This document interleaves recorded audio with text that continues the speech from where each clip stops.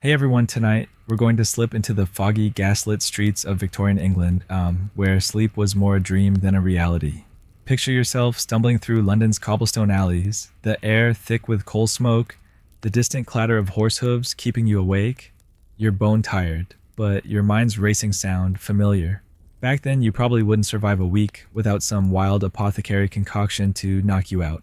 So before you get comfortable, take a moment to like the video and subscribe, but only if you really like what I'm doing here. Drop a comment with your city and what time it is where you are. Now turn off the lights, maybe turn on the fan for some soothing noise, and enjoy your evening ride. You're trudging through London, 1860, and sleep is a luxury you can't afford. The city never shuts up, factory whistles. Scream street hawkers yell about their wares, and your neighbor's dog won't quit barking. Your rented room cramped and damp smells like mildew and regret. The mattress, a lumpy sack of straw that pokes you awake every hour. You're not alone. Victorians were obsessed with sleep because they were so bad at it. Industrial life had them wired long factory shifts, gaslights messing with their circadian rhythms, and a new thing called stress that nobody had named yet. Insomnia was practically a personality trait. Enter the apothecary, your local potion peddler, ready to sell you a bottle of something weird to send you to dreamland. These apothecaries weren't your corner pharmacy with neatly labeled pills. Oh no, you're stepping into a dimly lit shop, shelves groaning under jars of dried herbs, mysterious powders, and liquids that look like they belong in a witch's cauldron. The air's heavy with the scent of lavender and something faintly metallic. The apothecary, probably sporting a questionable mustache, leans over the counter promising you'll sleep like a corpse with his latest remedy. You're desperate, so you listen. He's got tinctures, tonics, and pills, each one weirder than the last. Some are plant-based, others. Let's just say you don't ask what's in the special syrup. Spoiler, it's probably not maple. Let's talk about why sleep was such a mess. In 1851, the Great Exhibition showed off the wonders of the Industrial Revolution, steam engines, fancy textiles, and a world that never slowed down. This was a legit historical moment. Millions flocked to London's Crystal Palace to gawk at progress, but it meant longer work hours and less time to crash. Your body's begging for rest, but society's screaming. Keep-up factories ran 24/7, and gaslights let people work or party into the wee hours. No wonder you're staring at the ceiling at 3 a.m., wondering if you'll ever feel human again. Historians are still debating whether gaslighting literal and figurative rewired Victorian brains for chronic insomnia. Now here's a quirky detail: some apothecaries swore by sleep pillows stuffed with hops or chamomile. You'd shove one under your head, hoping the herbal whiff would lull you to sleep. Sounds cozy, right? Except they smelled like a brewery, and worked about as well as a placebo. You're lying there sniffing what feels like a sack of stale beer, wondering if you got scammed. Spoiler, you did. But you're so desperate you keep it anyway. Cause what else are you gonna do? Modern equivalent. Probably those overpriced essential oil diffusers on your cousin's Etsy page. You're not just fighting your noisy neighbors or that creaky bed frame. Victorian doctors had this wild idea that overthinking caused insomnia. Too much brain work, they said, kept you awake. So if you're a clerk scribbling numbers all day or a poet wrestling with your next ode, you're doomed. Their fix: load you up with sedatives or tell you to calm your nerves. Yeah, easier said than done when your landlord's knocking for rent. You try reading by candlelight, maybe Dickens, because he's everywhere, but the flickering flame just makes your eyes twitch. Haha. Imagine tweeting "can't sleep," candles giving me the side eye. Victorian problems. The apothecary's your last hope, but his remedies come with a vibe check. Some are legit, like valerian root, used for centuries to chill you out. Others straight up snake oil. You're eyeing a bottle labeled Dr. Snooze's Sleep Elixir, and it's probably just alcohol with a dash of optimism. You hand over your hard-earned shillings because what's the alternative? Counting sheep. Good luck with that when the sheep in your head are screaming about your unpaid bills. Oh, and speaking of bills, you ever notice how your wallet feels lighter after a visit to one of these shops? It's like they're selling you hope at a 200% markup. Let's lighten the mood with a quick joke. Why did the Victorian insomniac bring a ladder to bed? Easier to climb into dreamland. Okay, back to it.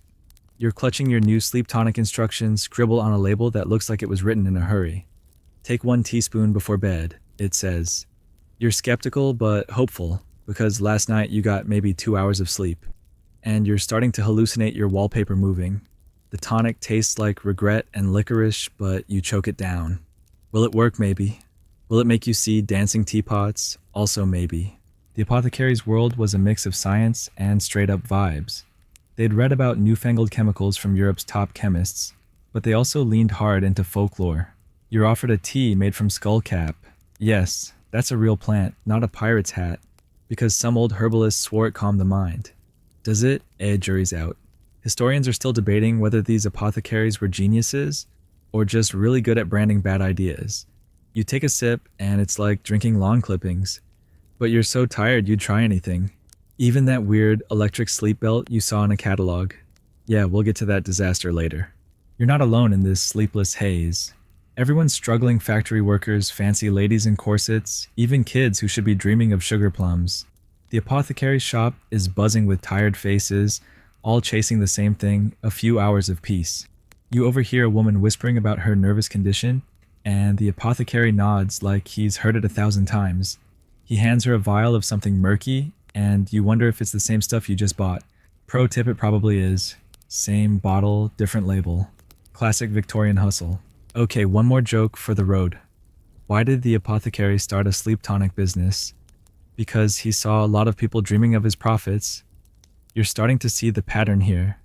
Desperation plus capitalism equals some seriously weird remedies. You're holding your tonic, wondering if tonight's the night you finally sleep. The gaslights outside flicker, casting shadows that look like they're judging you. You're ready to try anything, even if it's got a 50-50 shot of knocking you out or making you sing sea shanties in your sleep. As you shuffle back to your room, the city's still awake, buzzing with the chaos of progress. You're clutching that bottle like it's your ticket to freedom. But deep down, you know this is just the start. The Victorians didn't mess around when it came to sleep. They threw everything at it, from herbs to hard drugs. And you're about to dive deeper into their world, one bizarre remedy at a time. So, tuck in, keep that fan humming, and let's see what's next on this wild ride through Victorian dreamland. You're back in the grimy, gaslit haze of Victorian London, clutching that sketchy sleep tonic from the apothecary's shop, the one that tastes like regret and licorice. Remember that mildew-scented room, and the straw mattress poking you like a vengeful porcupine. Yeah, you're still there staring at the ceiling, praying for sleep. But now, the apothecary's got you hooked on something stronger than herbal tea. It's called laudanum, and it's about to take you on a wild ride. Picture yourself holding a tiny glass vial, dark liquid glinting inside, promising you'll float off to dreamland. Spoiler, it's opium, and it's basically the Victorian equivalent of chasing a Netflix binge with a bottle of NyQuil. The air in your room is thick with damp and the faint whiff of coal smoke from the street. You're exhausted, your bones aching from a 12-hour shift at the factory, or maybe you're a poet scribbling verses by candlelight, pretending you're the next Byron. Either way, sleep's dodging you like a pickpocket in a crowded market. The apothecary swore this laudanum stuff would fix you right up. It's everywhere, on every chemist's shelf, in every desperate household. You unscrew the cap and the smell hits you sweet, bitter, and a little like something you shouldn't trust. But you're desperate, so you take a sip. Laudanum was the Victorian go-to for everything: insomnia, headaches. Even a bad case of my life sucks. It's opium dissolved in alcohol, sometimes spiked with sugar or cinnamon to make it go down easier. You're not just drinking a sleep aid, you're sipping a cultural phenomenon. By the 1860s, this stuff was as common as tea and twice as addictive. A legit historical event. In 1868, the Pharmacy Act tried to regulate laudanum sales because people were dropping like flies from overdoses. Didn't stop you though. You're standing there, vial in hand, wondering if this is your ticket to 8 hours of peace or a one-way trip to seeing pink elephants. Let's paint the scene. You're in your cramped room, the gaslight flickering like it's got a grudge. You take a cautious sip of laudanum, and it burns going down like a bad whiskey with a floral aftertaste. The apothecary said 2 drops, but you're no quitter, so you take a teaspoon. Big mistake. The world gets soft around the edges like you're sinking into a warm bath. Your eyelids droop, and for the first time in weeks, you feel like you might actually sleep. But there's a catch: laudanum's a clingy friend. You'll want it tomorrow night, and the night after that. Before you know it, you're that guy in the apothecary line looking like you haven't seen daylight in a month. Here's a quirky detail: some Victorians mixed laudanum with their tea like it was sugar syrup. Imagine you're at a fancy tea party, all lace doilies and clinking cups, and your host whispers, "Want a splash of the good stuff?" You nod, thinking it's cream and boom. You're out cold on the settee. True story people did this, thinking it was classy. Historians are still debating whether this was a social flex or just a cry for help. Either way, you're not at a tea party. You're alone, and the laudanum's kicking in, making your tiny room feel like a velvet-lined cocoon. Let's toss in a joke. Why did the Victorian poet love laudanum? Because it rhymed with numb and made his sonnets dreamy. Okay, back to you. The drug's working its magic, but it's not all sweet dreams. Your head's swimming, and you're starting to see why people got hooked. It's not just about sleep, it's about escaping. The factories grind, the landlord's knocking the neighbor's dog, it all fades away. But so does your grip on reality. You're drifting, maybe dreaming of dancing teapots again. Remember those from last time. The line between sleep and something weirder is blurry, and laudanum loves to blur it. You're not the only one sipping this stuff. Everyone's in on it, housewives, artists, even kids. Apothecaries sold it in pretty bottles, labeled with promises like soothing syrup or quietude. Marketing genius, right? You're holding one now, the label faded from your sweaty grip. It's got a picture of a sleeping angel, which feels like a cruel joke when you're sweating through your nightshirt, wondering if you overdid it. Fun fact, some bottles came with droppers, but most people just swigged it. Precision wasn't exactly a Victorian strong suit. You're learning that the hard way as your stomach does a flip. Another joke to keep things light. Why did the laudanum bottle go to therapy? It had too many deep-rooted issues. All right, let's get real again. You're sinking deeper into your mattress, the straw poking less now that you're half numb. The world outside London's chaos, the clanging bells, the street cries, it's all fading. But so's your common sense. Laudanum's a double-edged sword. It'll knock you out, but it might also knock you into next week. Overdoses were common, and nobody talked about addiction back then. You're starting to feel why. It's not just sleep you're chasing, it's oblivion. The apothecary didn't tell you the half of it. He mentioned restful slumber, but skipped the part about waking up feeling like a soggy loaf of bread. You're dreaming now maybe of those tea parties, or a world where your rent's paid. But there's a shadow in the dream, a reminder that this bottle's got strings attached. You're not just fighting insomnia anymore, you're wrestling with something bigger. The Victorians didn't have rehab, so you're on your own. And yet, you can't help but wonder what's in the next bottle on that apothecary's shelf. Because this one's already half empty, and you're not sure you can stop. Let's wrap this up with one more joke. Why was laudanum the Victorians' favorite drink? It was the only thing stronger than their tea obsession. You're drifting off now, the vial slipping from your fingers, the gaslight still flickering, casting shadows that dance like ghosts. You're sleeping sure, but at what cost? Tomorrow you'll be back at the apothecary, maybe for more laudanum, maybe for something even weirder. The Victorian sleep game was no joke, and you're just getting started. Keep that fan humming, and let's see what's next in this hazy, sleepless world. You're still stuck in that damp, creaky Victorian room, the ghost of laudanum's sweet, bitter tang lingering on your tongue. Remember that fuzzy, velvet-lined haze it dragged you into? Yeah, you're not doing that again tonight. Not after waking up feeling like a wrung-out dishcloth. The straw mattress is still poking you, the gaslight's still flickering, like it's mocking your exhaustion, and London's noise, those clattering carriages, that yowling street cat won't let you rest. You're back at the apothecary's shop, bleary-eyed, begging for something new. The mustachioed guy behind the counter smirks, sliding you a vial of something called morphine. It's the hot new sleep fix, he says, stronger than laudanum and twice as fancy. You're skeptical, but your eyelids feel like they're made of lead, so you hand over your coins. Morphine's the new kid on the block in the 1860s, and it's got everyone buzzing. You're holding a tiny bottle, clear liquid glinting like it's got secrets. The apothecary swears it'll knock you out faster than a punch in a pub brawl. It's not just opium's refined cousin. It's the Victorian equivalent of a shiny new iPhone, cutting-edge expensive, and maybe a little dangerous. You're not sure if you're buying sleep or trouble, but you're too tired to care. The label's got fancy script promising gentle repose, and you're thinking, sure pal, just like that sleep pillow that smelled like a drunk's laundry. You take it home the bottle, clinking in your pocket like a bad decision. Let's set the scene. You're back in your room, the air heavy with coal dust and despair. You've got a spoon because who needs droppers, and you're eyeing the morphine like it's a deal with the devil. The apothecary said 1 drop, but you're not great at following directions, are you? You take a sip and it's smoother than laudanum, less like drinking a flower shop. Your head feels like it's floating, your limbs go soft, and the world starts to blur. Sleep's coming, but so's something else. A weird, heavy calm. That's a little too calm. You're not just drifting, you're sinking, and it's hard to tell if you like it. Morphine wasn't just a sleep aid, it was a medical rock star. Doctors loved it for pain surgery and, yeah, insomnia. But here's the kicker, they didn't know how addictive it was. A legit historical event. During the 1860s, the American Civil War saw morphine use skyrocket for wounded soldiers, and the habit crossed the Atlantic. By the time you're sipping it in London, it's a household name prescribed like candy. But it's not candy, and you're starting to feel why.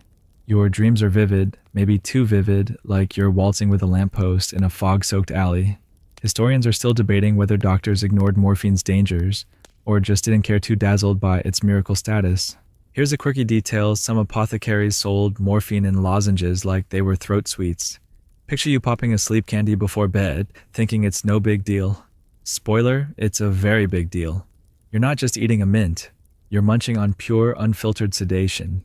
You try one, and it tastes like chalk with a hint of regret. Your tongue goes numb, and you're wondering if you're supposed to feel this floaty. It's like someone turned down the volume on the world, and you're not mad about it yet. But those lozenges, they're a one-way ticket to needing another dose tomorrow. Time for a joke. Why did the Victorian take morphine lozenges? Because he wanted to sleep and forget his dentist appointment. Okay, back to you. You're sprawled on your mattress, the morphine working its magic. The street noise fades, and even the straw poking your back feels less like a personal attack.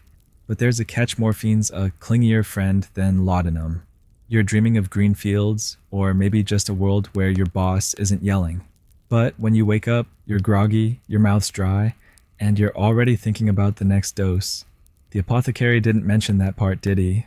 Sneaky. You're not alone in this. Morphine was a hit with everyone, factory workers, fancy ladies, even doctors who swore by it. You see them in the apothecary's shop, all bleary-eyed, clutching their own vials.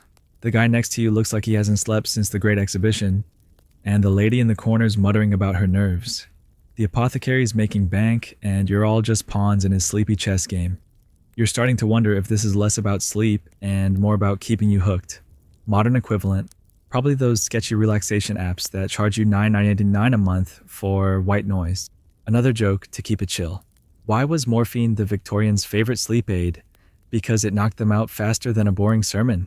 You're deep in it now, the morphine pulling you under like a warm, heavy tide. But there's a shadow in the back of your mind. You're sleeping, sure, but you're also chasing something you can't quite name. The bottle's half empty already, and you're not sure if you're in control anymore. The apothecary's got other tricks up his sleeve, chloral hydrates next, and it's got a reputation for knocking out even the toughest insomniacs. But that's for later. For now, you're floating, the gaslights dim, and sleep's finally winning. Or is it? One last joke. Why did the morphine vial feel lonely? Because it was always getting left on the nightstand. You're out cold now, the world a distant hum. The bottle's still in your hand. A reminder that this sleep comes at a price. The Victorian sleep game's getting weirder, and you're neck deep in it. Keep that fan spinning, and let's see what's next in this hazy, dream-chasing world. You're still in that dingy Victorian room, the air thick with the ghosts of bad decisions. Laudanum's syrupy haze, morphine's heavy pull, and that straw mattress that's basically a torture device. You're done with morphine. Waking up feeling like a soggy sponge was not the vibe. The gaslights outside flicker, taunting you with their 24/7 glow, and the street's alive with a clatter of late-night carriages and some guy yelling about fresh fish at 2 a.m. sleep. Yeah, it's still dodging you like a debt collector. So you're back at the apothecary's shop, your eyes begging for mercy. The guy with the questionable mustache smirks and slides you a new bottle chloral hydrate. He calls it the sledgehammer of sleep. You're intrigued, but also wondering if you're about to get scammed again. Chloral hydrate's the hot new thing in the 1870s. and it's got a reputation for knocking out even the most stubborn insomniacs. You're holding a small vial, the liquid inside clear, but somehow ominous, like it knows something you don't. The apothecary swears it's safer than laudanum or morphine, but his grin says, "Good luck, pal." You're desperate, so you fork over your shillings, the bottle cold in your hand. It's got a label with a snoozing moon, which feels like a cruel joke when you haven't slept properly since that one time you passed out from exhaustion. You trudge back to your room, the city's chaos nipping at your heels. Picture it, you're sitting on your creaky bed, the room smelling like damp socks and regret. You measure out a dose of chloral hydrate carefully this time, because you're not trying to repeat the morphine fiasco. The taste. Like licking a chemist's workbench, sharp and chemical. You grimace, but the apothecary promised this stuff would send you to dreamland faster than you can say, "God save the Queen." Within minutes, your head feels heavy, like someone's draped a wet blanket over your brain. The room softens, the gaslight's flicker slows, and you're sinking into your mattress. It's working, but there's a weird edge to it, like you're not just sleeping, you're being dragged under. Chloral hydrate was a big deal because it wasn't opium-based, which made doctors think it was the golden ticket. They prescribed it for everything: insomnia, anxiety, even hysteria, Victorian code for you're a woman who's mildly annoyed. A legit historical event. In 1869, German chemist Justus von Liebig's discovery of chloral hydrate hit Europe like a storm. And by the 1870s, it was a staple in British apothecaries. But here's the rub: it was a knockout drug with a nasty habit of knocking you too far. Overdoses were common, and the hangover, like waking up inside a fog bank with a headache that could fell a horse. You're feeling it now, the sleep coming fast but heavy, like you're drowning in molasses. Here's a quirky detail: some apothecaries sold chloral hydrate in flavored syrups, like it was a fancy cocktail. Picture you sipping a cherry-flavored sedative, thinking you're classy. Spoiler, you're not. It's still a chemical sledgehammer, and the cherry just makes you feel briefly bougie before you pass out. You try it, and it's like drinking a dessert gone wrong. Sweet, then bitter, then lights out. Historians are still debating whether chloral hydrate's popularity was because it worked, or because people were just desperate for anything that wasn't opium. Either way, you're out cold dreaming of cherry orchards, or maybe just a world where your landlord leaves you alone. Time for a joke. Why did the Victorian love chloral hydrate? Because it was the only thing that slept harder than their work ethic. Back to you. You're deep in it now, the drug pulling you under like a riptide. The street noise, those fish vendors, those clattering hooves, fades to a distant hum. Even the straw mattress feels less like a personal attack.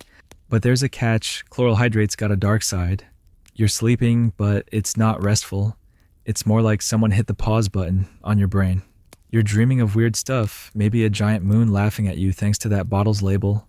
Modern equivalent, probably those sketchy energy drinks that promise focus but leave you jittery and confused. Another joke to keep it light: why did chloral hydrate throw the best parties? Because everyone passed out before the bill came. Okay, let's get real. You're not alone in this chloral haze. The apothecary's shop is packed with tired faces, factory workers, nervous housewives, even a guy who looks like he's been awake since the Crimean War. They're all clutching their own vials, swapping stories about how it works, but there's always a but. The apothecary's making a fortune, and you're starting to see the pattern. These sleep fixes are less about rest and more about keeping you coming back. You're hooked not just on the drug, but on the hope it sells. The bottle's half empty now, and you're wondering if you overdid it. The sleep's deep, but it's not refreshing. You wake up feeling like you've been hit by a carriage. Your mouth tastes like you licked a chemist's floor, and your head's pounding like a factory hammer. The apothecary didn't mention the crash, did he? Typical. You're starting to think these cures are just trading one problem for another. But sleep's so hard to come by, you're willing to roll the dice. Next up, the apothecary's muttering about some electric sleep cure, which sounds like a scam wrapped in a nightmare. For now, you're out the chloral hydrate dragging you under. Keep that fan humming, and let's see what's next in this wild, sleepless ride. One last joke. Why did the chloral hydrate bottle get bad reviews? Because it left everyone feeling surreptitiously terrible. You're gone now, the world a blurry hum. the gas lights still flickering, casting shadows that dance like they're in on the joke. The Victorian sleep game's getting weirder, and you're right in the middle of it. Tuck in, and let's keep going. You're back in that miserable Victorian room, the air thick with coal dust, and the faint whiff of chloral hydrate's chemical aftertaste. Remember that sledgehammer sleep? Yeah, it left you feeling like you got run over by a horse-drawn omnibus. The straw mattress is still poking you like it's got a personal grudge, and the gas lights outside are flickering, mocking your inability to stay asleep. London's noise, clattering carts, drunkards singing off-key keeps you up, and you're about ready to yeet yourself out the window, just for some peace. So you drag your tired bones back to the apothecary, where Mr. Mustache is now peddling something completely unhinged, an electric sleep cure. You're thinking, electricity for sleep. Is this guy for real? But you're desperate, so you lean in, ready to hear about this shockingly bad idea. The apothecary's shop is dim shelves, crammed with jars that look like they belong in a mad scientist's lab. He's holding a contraption that looks like a cross between a lantern and a torture device, wires a battery, and some sketchy-looking metal pads. He says it's the future electrification to calm your nerves and zap you into dreamland. You're not sure if he's a genius or just trying to fry you like a Sunday roast, but the 1870s are wild for electric experiments, and you're too sleep-deprived to argue. You hand over your last few shillings because apparently you're now the kind of person who pays to get shocked. The device comes with a pamphlet promising vital energy and restful slumber. Spoiler, it's mostly vibes and a side of tingling. Picture this, you're back in your room. The gaslight, casting creepy shadows on the peeling wallpaper. You've got this electric contraption, a galvanic sleep belt, or some nonsense strapped around your waist. Wires dangling like a steampunk fashion disaster. You flip the switch, and a faint buzz hums through you like you're being tickled by a very determined bee. It's supposed to soothe your nerves, but it feels more like you're auditioning for Frankenstein's monster. Your fingers tingle, your teeth feel weird, and you're wondering if you're about to sleep or just vibrate into next week. The pamphlet says to relax into the current, but you're too busy praying you don't catch fire. This electric sleep craze wasn't just a random scam. In the 1870s, electricity was the hot new toy of science, and Victorians were obsessed with zapping everything headaches, bad moods, even laziness. A legit historical event. In 1871, the Royal Institution in London hosted public lectures on galvanism, showing off electric currents to awestruck crowds. Apothecaries jumped on the bandwagon, selling electrotherapeutic devices to anyone with a pulse and a shilling. But here's the thing, nobody really knew how electricity worked. They just thought it was magic. You're feeling that now as the belt buzzes and your left leg twitches like it's got plans of its own. Historians are still debating whether these devices helped or just gave people a placebo buzz, literally. Here's a quirky detail, some of these electric sleep cures came with cranial electrodes you strapped to your head. Picture you looking like a budget cyborg with metal pads taped to your temples, hoping to dream of something other than sparks. You try it, and it's like your brain's getting a static shock from a wool blanket. Does it help you sleep? Maybe if you're so annoyed you pass out from exhaustion. Otherwise, it's just you buzzing like a faulty telegraph, wondering if you've been scammed again. Modern equivalent. Probably those brainwave headbands that promise to track your sleep, but mostly just make you look like a tech bro. Time for a joke. Why did the Victorian wear an electric sleep belt? Because he wanted to be the brightest sleeper in town. Back to you. You're lying there.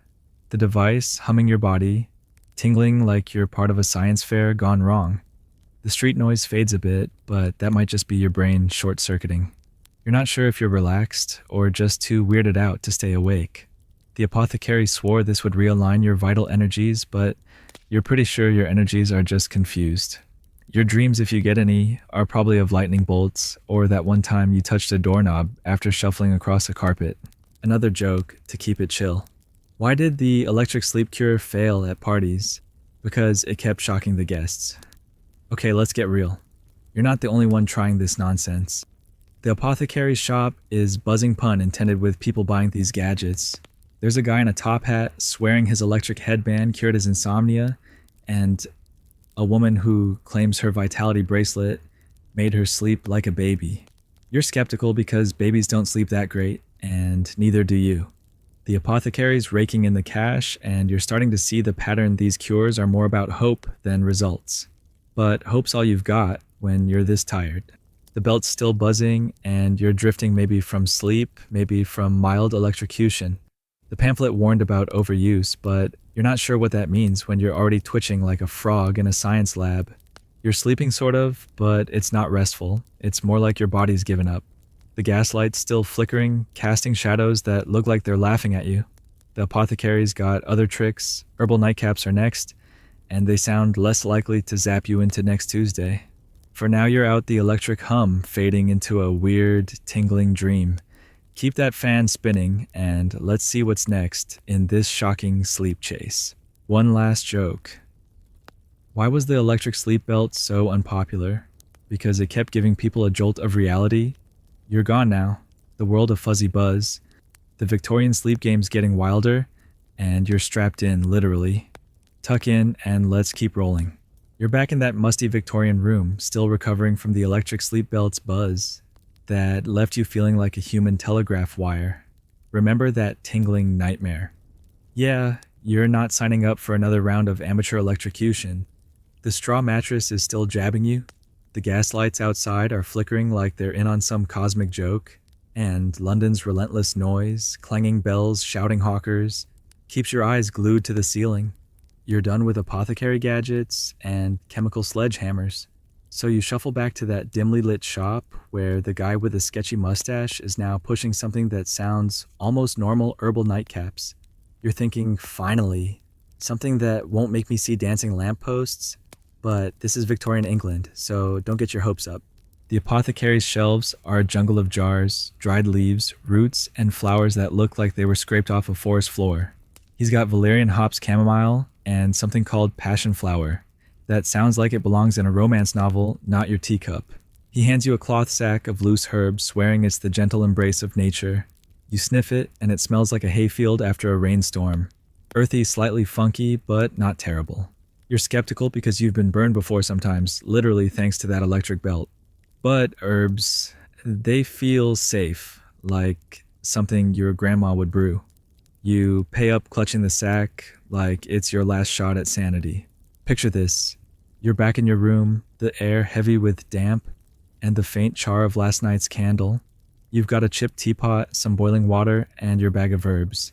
The apothecary's instructions are vague. Steep a pinch till it smells right, so you're basically winging it. You toss in some valerian and hops, and the water turns a murky brown like river sludge. It smells like a wet dog rolled in grass, but you're committed. You sip it, and it's bitter with a weird aftertaste that's half lawn, half regret. You're hoping for a cozy, sleepy vibe, but instead you're grimacing like you just drank a garden. Still, your eyelids are getting heavy, and the room feels a little less hostile. Herbal remedies were a big deal in Victorian times, a holdover from centuries of folk medicine. Unlike laudanum or chloral hydrate, these were seen as natural, which made them the go-to for people who didn't trust the newfangled chemicals or couldn't afford them. Valerian was the star used since medieval times to calm nerves and induce sleep. Hops the Stuff in beer was another favorite, though you're not getting a buzz from this tea. A legit historical event. In 1874, the British Pharmaceutical Conference published papers praising valerian's sedative powers, cementing its place in apothecary shops. But here's the catch. These herbs worked slowly, if at all. And you're lying there sipping sludge, wondering if you'll ever crash. Here's a quirky detail some Victorians swore by herbal pillows stuffed with hops or lavender. Claiming the scent alone could knock you out. You've got one because why not? It's like that sleep pillow from way back. Remember that brewery-scented scam, but this one's supposed to be legit. You shove it under your head and it smells like you're sleeping in a barn. Does it help? Maybe if you're into sniffing hay all night. Historians are still debating whether these herbal remedies were effective or just a comforting ritual for desperate insomniacs. You're leaning toward ritual because your tea's not doing much and the pillow's making you sneeze. Time for a joke? Why did the Victorian drink herbal tea? Because he wanted to sleep like a log, literally. Back to you. You're choking down this tea, the room still spinning with the usual chaos. Street noise, that creaky mattress, your own racing thoughts. The herbs are supposed to calm you, but it's like trying to soothe a hurricane with a lullaby. Your head's a little fuzzy maybe from the valerian, maybe from sheer exhaustion. You're dreaming of fields and flowers, but it's more like you're stuck in a compost heap. Modern equivalent, Probably those overpriced calming teas at the health food store that taste like sadness and cost $50 in a box. Another joke to keep it light. Why was the valerian tea so chill? Because it had no steep expectations. Okay, let's get real. You're not alone in this herbal experiment. The apothecary's shop is packed with people buying these sacks of weeds, tired seamstresses, overworked clerks, even a kid who looks like he's been up since the Industrial Revolution started. They're all sipping their own murky brews, hoping for a miracle. The apothecary's grinning because herbs are cheap to grow and easy to sell. You're starting to see the hustle. These natural remedies are just another way to keep you coming back, like a subscription to a bad streaming service. The tea's gone cold and you're still awake, though the edges of the room are softening. The herbal pillow's not helping, unless you count sneezing as a sleep aid. You're wondering if you should have stuck with the chloral hydrate hangover and all. The apothecary's got other tricks, cocaine's next, which sounds like the worst idea yet, but you're too tired to judge. For now, you're drifting maybe from the herbs, maybe from giving up. The gaslight's flickering, casting shadows that look like they're yawning. Keep that fan humming, and let's see what's next in this green, sleepy slog. One last joke. Why did the hops pillow flop? Because it kept brewing bad dreams. You're out now, or close to it, the world a soft, earthy blur. The Victorian sleep chase is getting weirder, and you're still in it. Tuck in, and let's keep going. You're back in that grim Victorian room, the air heavy with the grassy stench of last night's herbal tea disaster. Remember that valerian hops concoction that tasted like a wet lawn? Yeah, it left you sneezing into your herbal pillow, half asleep, but mostly annoyed. The straw mattress is still waging war on your spine, and the gaslights outside flicker like they're laughing at your misery. London's noise, clattering omnibuses, street vendors hawking pies at midnight, keeps your brain on high alert. You're done with herbs that smell like a barnyard, so you drag yourself back to the apothecary where the guy with the shady mustache is now pitching something completely bonkers cocaine as a sleep aid. You're thinking, cocaine for sleep, is this dude high? But it's the 1870s and you're desperate, so you lean in. The apothecary's shop is its usual chaos jars of weird powders, bottles of murky liquids, and that metallic tang in the air. He hands you a tiny vial of white powder labeled Coca Elixir, promising it'll invigorate your mind to rest. You're not sure how something that sounds like it'll make you run a marathon is supposed to help you sleep, but the apothecary's got that salesman grin, and you're too tired to argue. You hand over your coins, the vial feeling suspiciously light for the price. Back in your room, you're staring at this powder like it's a prank. The instructions say to mix a pinch with water, but you're half tempted to just sniff it and see what happens. Spoiler, don't. Picture this, you're sitting on your creaky bed, the room smelling like damp and despair. You mix a pinch of cocaine into a glass of water, and it dissolves into a cloudy swirl. The taste. Like chalk with a side of ambition. You sip it, and your heart starts racing like you're late for a train. Your eyes widen, the gaslight seems brighter, and suddenly you're noticing every crack in the wallpaper. Sleep. Yeah, not happening. Instead, you're wired like you could reorganize your entire room, or write a novel in one night. The apothecary swore this would calm your nerves by energizing them, which sounds like the kind of logic you'd find on a shady wellness blog today. Cocaine was the Victorians' shiny new toy in the 1870s, fresh from South America's coca leaves. Doctors thought it was a cure-all, headaches, fatigue, even shyness. For a hot minute, they believed it could help insomnia by resetting your brain. A legit historical event. In 1884, Sigmund Freud published On Coca, raving about cocaine's benefits, including for sleep, before he realized it was a terrible idea. By the time you're sipping your elixir, the hype's in full swing, but the crash is coming. Your heart's pounding, and you're wondering if you're about to sleep or sprint across London. Historians are still debating whether apothecaries pushed cocaine out of ignorance or just saw dollar signs in desperate eyes like yours. Here's a quirky detail: some apothecaries sold cocaine and nerve tonics, with fancy names like Vin Mariani, a wine laced with coca extract. Picture you sipping what you think is a classy nightcap, only to find yourself wide awake, reciting poetry to your bedpost. You try it, and it's like drinking a sugary Red Bull with a cocaine chaser. Your brain's buzzing, and you're counting the cobwebs on the ceiling instead of sheep. Modern equivalent, Probably those energy shots at the gas station that promise focus but just make you twitchy. You're not sleeping tonight, but you might redecorate your room at 3 a.m. Time for a joke. Why did the Victorian try cocaine for sleep? Because he wanted to dream at the speed of light back to you. You're pacing now the elixir, kicking your brain into overdrive. The street noise, those pie vendors, that yowling cat feels like it's happening inside your skull.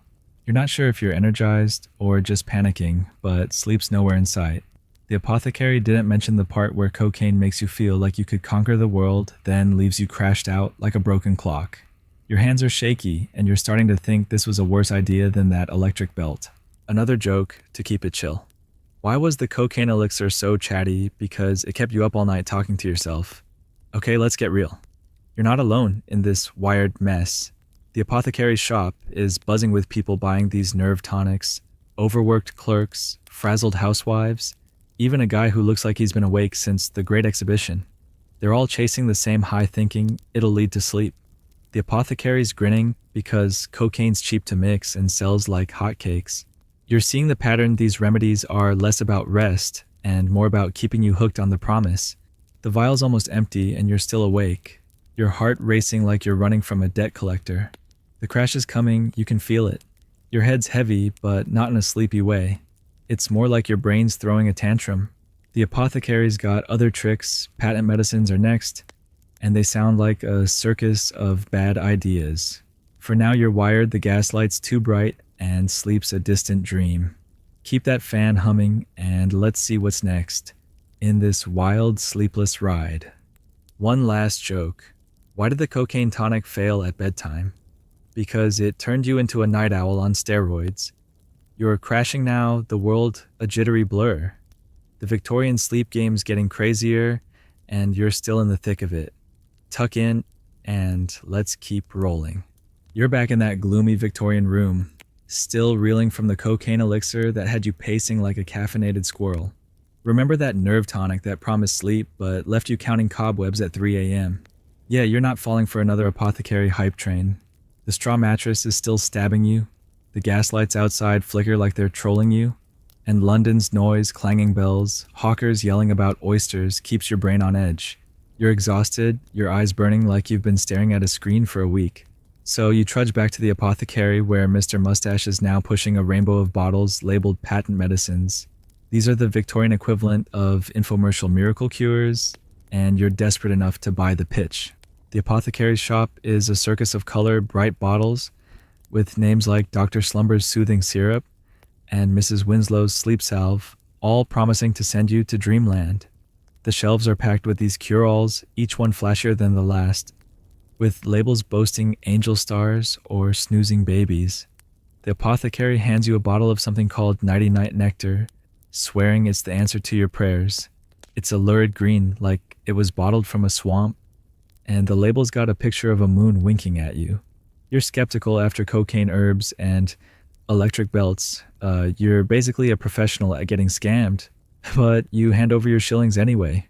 Picture this, you're back in your damp room, the air thick with the smell of mildew and last night's bad decisions.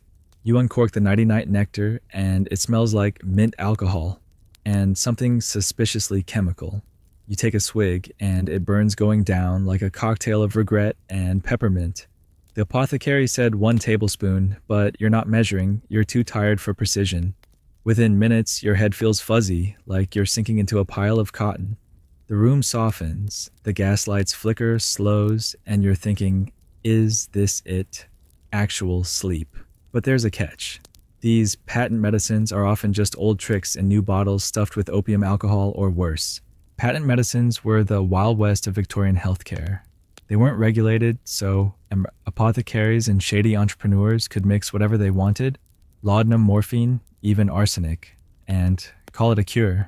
By the 1870s, these bottles were everywhere, advertised in newspapers with claims wilder than a modern clickbait headline. A legit historical event, in 1872, the British Medical Journal started calling out patent medicines for their dangerous ingredients, but it didn't stop the craze. People were hooked on the promise of easy fixes. You're feeling it now, the nectar pulling you under, but your stomach's churning and you're wondering what's actually in this stuff. Historians are still debating whether these medicines were a scam or just a desperate grab at hope in a sleepless world. Here's a quirky detail: some patent medicines came with dream guides, pamphlets telling you what your drug-induced dreams meant. Picture you half asleep, flipping through a booklet that says dreaming of a winking moon means prosperity awaits. You're dreaming all right, but it's more like a feverish haze of green bottles and talking oysters. You try to focus, but the nectar's got you floating, and the guide's nonsense just makes you laugh. Modern equivalent, probably those wellness gummies that promise calm, but just make you sleepy and broke. You're sinking deeper, but it's not restful. It's more like someone turned your brain to low battery mode. Time for a joke. Why did the Victorian love patent medicines? Because they wanted to sleep through their problems and the advertising back to you. You're sprawled on your mattress, the nectar working its weird magic. The street noise fades, but so does your grip on reality. You're dreaming of that winking moon, or maybe it's just the label haunting you. The apothecary didn't mention the hangover, or the fact that this stuff's probably laced with laudanum's evil twin. Your heart's sluggish, your mouth tastes like a minty chemistry lab, and you're starting to suspect you're not so much sleeping as sedated. Another joke to keep it light. Why was the patent medicine bottle so confident? It knew it could sell you a dream, literally. Okay, let's get real. You're not alone in this green-tinted haze. The apothecary's shop is packed with people clutching their own colorful bottles, tired seamstresses, clerks with bloodshot eyes, even a kid who looks like he's been up since the Crystal Palace opened. They're all chasing the same promise: sleep in a bottle. The apothecary's grinning because these medicines are cheap to make and sell like hot pies. You're seeing the hustle now. Each bottle's a new spin on the same old scam, and you're the sucker who keeps buying. The bottle's half empty and you're out cold, but it's not the peaceful sleep you wanted. It's heavy, like you're trapped under a pile of wet blankets. You're dreaming of oysters and winking moons, or maybe that's just the nectar talking. The apothecary's got more tricks. Next up is a scandal about a toxic sleep tonic, which sounds like a party you don't want to crash. For now, you're gone. The gaslights flicker a distant blur. Keep that fan humming, and let's see what's next in this wild bottle-fueled sleep chase. One last joke. Why did the patent medicine fail at stand-up? Because its punchline was always a knockout. You're lost in the haze now. The world a minty, murky dream. The Victorian sleep game's getting shadier, and you're deep in it. Tuck in, and let's keep rolling. You're slumped in that grim Victorian room. The aftertaste of nighty-night nectar still haunting your tongue like a bad mint julep. Remember that green-tinted patent medicine that promised sleep but left you in a foggy, sedated stupor? Yeah, you're done with colorful bottles and their winking moon lies. The straw mattress is still jabbing you like it's got a vendetta, and the gaslights outside flicker, syncing perfectly with London's endless noise, clattering wheels, some guy yelling about mutton pies at midnight. You're exhausted, your head pounding like a factory hammer, and you're starting to think sleep is just a myth. So you drag yourself back to the apothecary, where Mr. Mustache is looking shadier than usual, muttering about a misunderstanding with a popular sleep tonic. You're thinking, great, what fresh hell is this? The apothecary's shop is quieter today, the air thick with whispers and nervous glances. The shelves still brim with bottles, but there's a gap where Dr. Slumber's soothing syrup used to sit. You ask about it, and the apothecary's eyes dart to the side like he's hiding something. He admits there was a problem with the syrup, a big one. Turns out it wasn't just knocking people out, it was knocking them dead. You're holding a new bottle. He's pushing something called restful repose, but your gut's screaming scam. The label's plain, no winking moons, just a warning to use sparingly. You pay up because apparently you're still the kind of person who buys hope in a bottle, but you're not drinking this one yet. Picture this, you're back in your damp room, the air heavy with mildew, and the faint char of a dying candle. The bottle of restful repose sits on your rickety table, looking innocent, but suspicious like a cat that just knocked over a vase. You're not touching it, not after hearing about the scandal. In 1878, a legit historical event shook England. Thousands got sick from a batch of Dr. Slumber's soothing syrup, laced with too much chloral hydrate and some mystery ingredient nobody's owning up to. Newspapers screamed about poisonings, hospitals overflowed, and apothecaries like yours were scrambling to save face. You're wondering if this new bottle's any safer, or if you're about to become a headline. Historians are still debating whether it was a manufacturing error or a greedy apothecary cutting corners with deadly additives. You're sitting there staring at the bottle, the room's damp chill creeping into your bones. You're too scared to drink it, but too tired not to. The scandals got you spooked. People didn't just sleep, they stopped breathing. The apothecary swore this new stuff's reformulated, but his mustache twitched when he said it, and you're not buying the sincerity. You're imagining the headlines: local idiot drinks, mystery tonic, regrets everything. The street noise, those pie vendors, that yowling cat feels louder, like the city's daring you to take a sip. You're tempted because the alternative is another night of staring at your peeling wallpaper, but your survival instincts are screaming louder than your exhaustion. Here's a quirky detail: some victims of the scandal swore they saw visions before passing out, like glowing angels or dancing shadows. Picture you if you were dumb enough to drink this, dreaming of a radiant figure that looks suspiciously like the apothecary laughing as you sink into oblivion. You're not that desperate yet, so you keep the bottle corked, but you're wondering if those visions were the chloral hydrate, or something weirder like arsenic or belladonna, modern equivalent. Probably those sketchy herbal supplements on the internet that promise miracles but might just be sugar pills or worse. You're not dreaming tonight, but you're definitely not sleeping either. Time for a joke. Why did the sleep tonic scandal go viral? Because it put everyone to rest permanently? Back to you. You're clutching the bottle, your hands sweaty, the gaslight casting shadows that look like warning signs. The scandals made you paranoid, and for good reason. The apothecary's shop was buzzing with gossip people, whispering about neighbors who never woke up, kids who got dosed with soothing syrup and ended up in the hospital. The apothecary's still selling though, because desperation's a great business model. You're seeing the pattern: these remedies are less about sleep and more about gambling with your life. Another joke to keep it light. Why was the toxic tonic so sneaky? It promised sweet dreams, but delivered nightmares. Okay, let's get real. You're not alone in this mess. The apothecary's shop is full of wary customers, all side-eyeing the bottles like they're handling dynamite. There's a clerk who looks like he hasn't slept since the scandal broke, and a woman muttering about suing the apothecary. You're all in the same boat, chasing sleep but dodging poison. The apothecary's got a new hustle: opium dens are next. And they sound like a whole different kind of trouble. For now you're awake, the bottle untouched, the gaslight flickering like it's judging you. Keep that fan humming, and let's see what's next in this deadly sleep chase. One last joke. Why did the sleep tonic get cancelled? Because it was too good at putting people out of business. You're wide awake now, the world a nervous blur.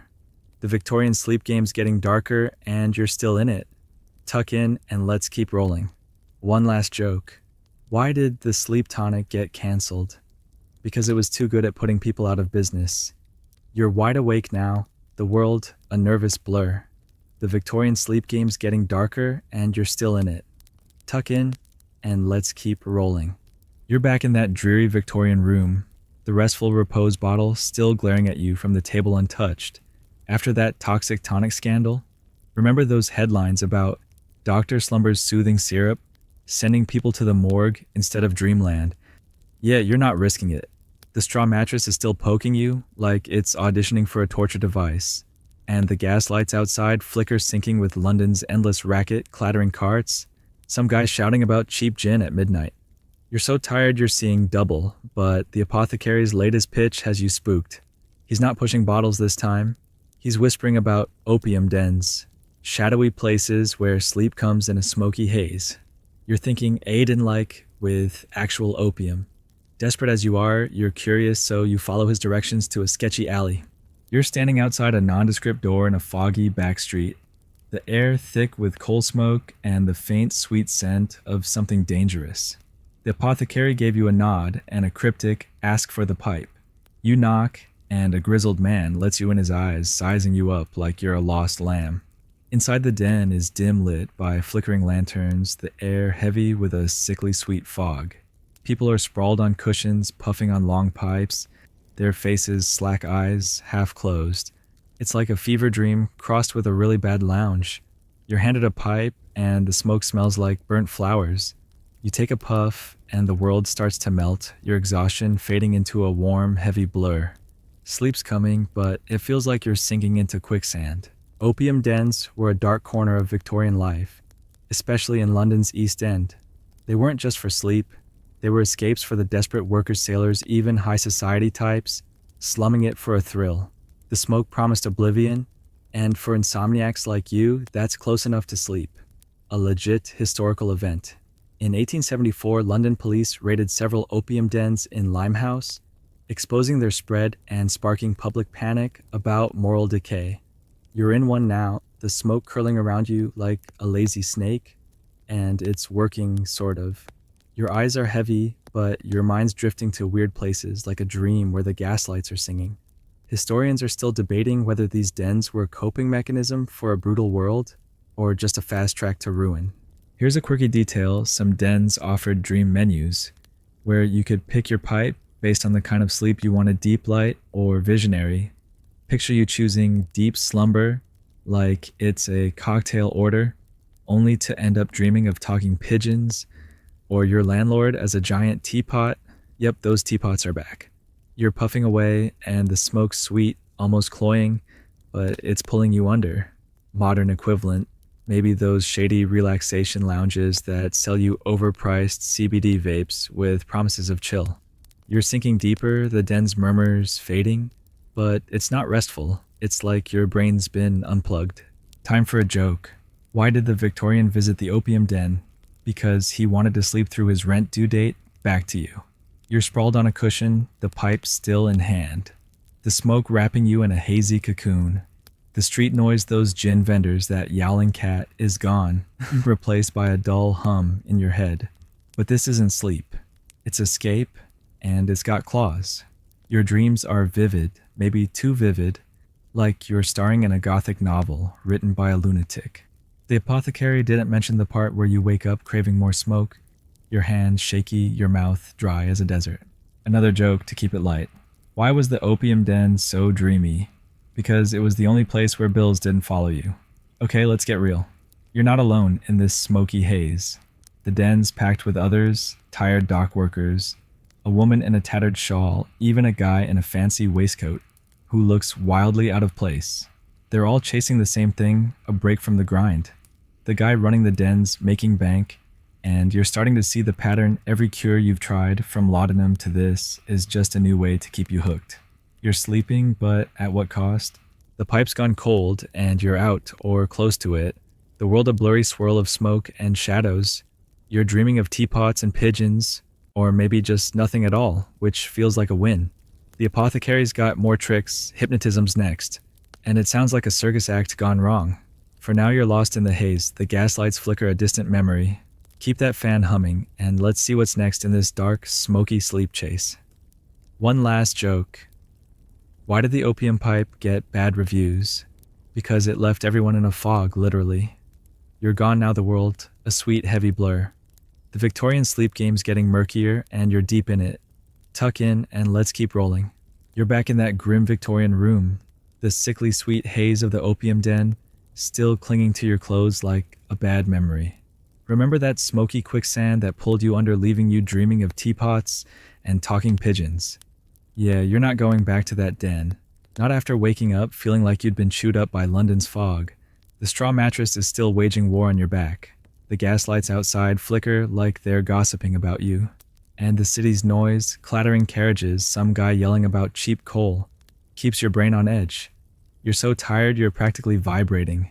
But the apothecary's latest pitch is wilder than anything. Yet mesmerism or hypnotism to make you sleep. You're thinking, what, like waving a pocket watch until I conk out. But desperation's your middle name, so you head to the shop. The apothecary's place is dim as ever, jars glinting like they're hiding secrets. Mr. Mustache isn't behind the counter today. Instead, there's a new guy, all intense eyes, and a velvet coat, calling himself a mesmerist. He says he can put you to sleep by tapping into your animal magnetism. Sounds like a scam, but he's got a crowd, and they're eating it up. He sits you down, stares into your soul, and starts making slow hand passes in front of your face, muttering about magnetic fluids. You feel like you're in a bad stage show, but your eyelids are getting heavy, and the room's starting to blur. Is this actually working, or are you just bored into submission? Picture this. You're in a creaky chair in the apothecary's back room, the air thick with incense and the faint whiff of yesterday's laudanum. The mesmerist's voice is low droning like a sleepy bee telling you to relax your mind. Your head's fuzzy, the gaslight's flicker feels distant, and you're wondering if you're falling asleep or just losing the will to live.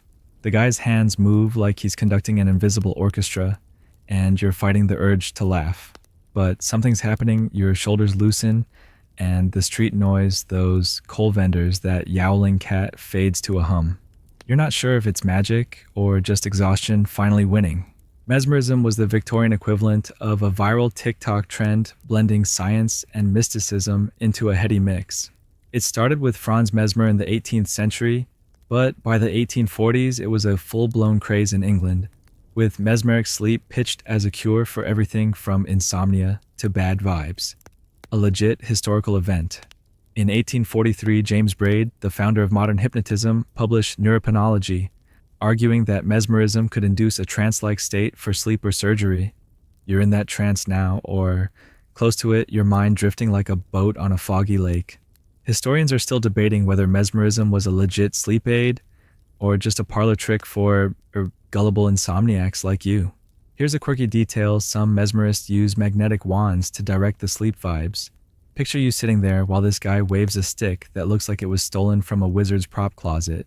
You're half expecting him to pull a rabbit out of his hat, but instead you're yawning, your eyes drooping like they're weighted with coins. Does it work? Maybe if you believe in it, or if you're so tired you'd fall asleep during a thunderstorm. Modern equivalent. Probably those ASMR videos where someone whispers about folding laundry until you pass out. Time for a joke. Why did the Victorian try mesmerism? Because he wanted to sleep without paying for another sketchy bottle back to you. You're sinking deeper. The mesmerist's voice, a soft drone. The room, a blurry haze. The street noise is gone, and even the straw mattress feels less like a torture device. But there's a catch: this trance isn't quite sleep. It's more like your brain's been put on pause, and you're dreaming of swirling fog, or maybe that teapot again. Why is it always teapots? The mesmerist claims you'll wake refreshed, but you're not holding your breath. Another joke to keep it light. Why was the mesmerist so good at his job? Because he could make you snooze just by staring. Okay, let's get real. You're not alone in this trance. The apothecary's back room is packed tired, seamstresses, clerks with bloodshot eyes, even a guy who looks like he's been awake since the steam engine was invented. They're all chasing the same thing: sleep without the side effects of opium or toxic tonics. The mesmerist's making bank, and you're starting to see the pattern. Every cure is just a new spin on the same desperate hope. You're out now, or close to it, the world a soft, foggy blur. The mesmerist's hands are still moving like he's weaving a spell, and you're wondering if you'll wake up feeling human or just more confused. The apothecary's got other tricks. Bizarre bedtime rituals are next, and they sound like a mix of old wives' tales and pure nonsense. For now, you're drifting, the gaslights flicker, a distant memory. Keep that fan humming, and let's see what's next in this hypnotic sleep chase. One last joke. Why did the mesmerist sleep cure flop? Because it only worked if you believed in magic wands. You're gone, the world. A dreamy haze. The Victorian sleep game's getting weirder, and you're still in it. Tuck in, and let's keep rolling. You're back in that musty Victorian room, still fuzzy from the mesmerist's trance that left you half asleep, half dreaming of teapots and foggy lakes. Remember that guy with the velvet coat waving his hands like a budget wizard? Yeah, it was weird, and you're not sure if you slept or just zoned out from sheer boredom. The straw mattress is still poking you like it's got a personal agenda, and the gaslights outside flicker, syncing with London's endless noise. Clattering omnibuses, some lady yelling about fresh buns at 1 a.m. You're so tired, you're basically a walking yawn, but you're done with apothecary tricks. No more vials, no more zaps, no more smoky dens. This time, you're trying something different. Victorian bedtime rituals, the kind of quirky routines the apothecary swears will lull you to sleep. You're thinking, what, like warm milk and a prayer? But you're desperate, so you give it a shot. You're at the apothecary's shop, but instead of bottles, Mr. Mustache hands you a pamphlet titled The Art of Repose. It's full of old school rituals, stuff like drinking skullcap tea, soaking your feet in mustard water, or wrapping your head in a damp cloth. Sounds like something your eccentric aunt would swear by, but you're out of options. You grab some skullcap leaves and a mustard powder packet because apparently you're now the kind of person who bathes their feet in condiments. Back in your room, the air's thick with damp and the faint char of a dying candle. You're ready to try this nonsense, hoping it's less sketchy than cocaine or toxic tonics. Picture this. You're sitting on your creaky bed, a chip basin at your feet, filled with warm water and mustard powder. This smells like a hot dog stand gone wrong, but the pamphlet says it'll draw out nervous energies. Your feet are tingling, and you're sipping skullcap tea, which tastes like bitter grass clippings. The final touch.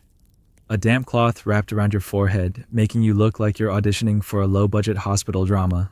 The room's quiet, well as quiet as London gets, and you're trying to follow the pamphlet's advice to think of nothing but a dark velvet curtain. Your brain's not cooperating. It's thinking of unpaid bills and that yowling street cat. Still, your eyes are drooping, and the mustardy warmth is oddly soothing. These bedtime rituals were a big deal for Victorians who loved their quirky home remedies. Before pills and potions took over, people relied on stuff like this passed down from grandmothers or scribbled in household manuals. A legit historical event. In 1861, Mrs. Beeton's Book of Household Management included a whole section on bedtime routines, recommending things like warm milk baths and herbal teas for restful slumber. You're trying it now, your feet prune-like in the mustard water, the skullcap tea leaving a gritty aftertaste. It's not knocking you out like chloral hydrate, but it's got a cozy vibe, like you're cosplaying a wise old herbalist. Historians are still debating whether these rituals worked or were just comforting placebo habits for a sleepless society.